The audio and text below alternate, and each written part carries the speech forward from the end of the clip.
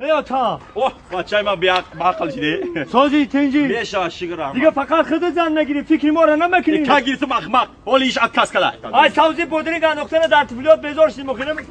میتم تا بچم همین که نوبت رسی همین که روز ساعت کی رسید میتم تو و کی نوبتی ما میرسه میشه همیشه فکر تا میکنم داماد و عروس را تکلیف میکنه مرحمت آخر سر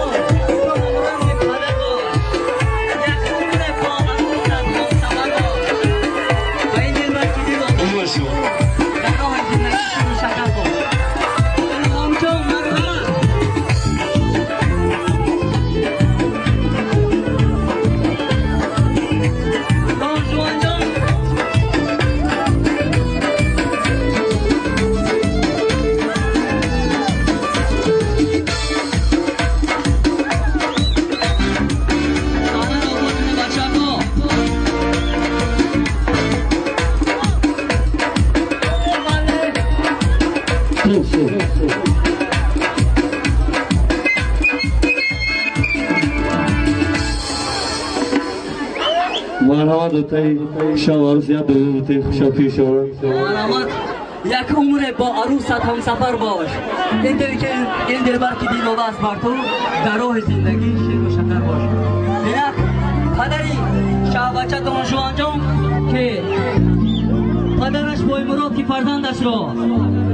یک دو سخن گفتنی از تبریک اتمام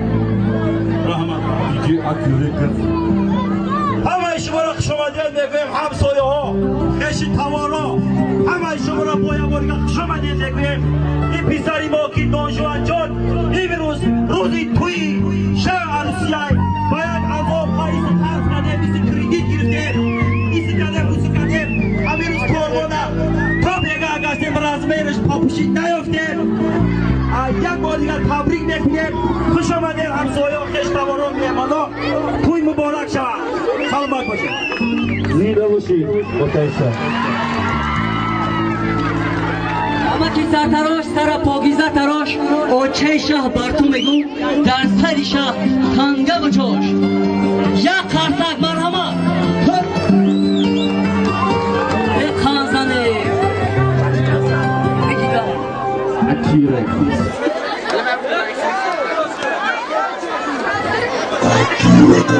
بسر شبه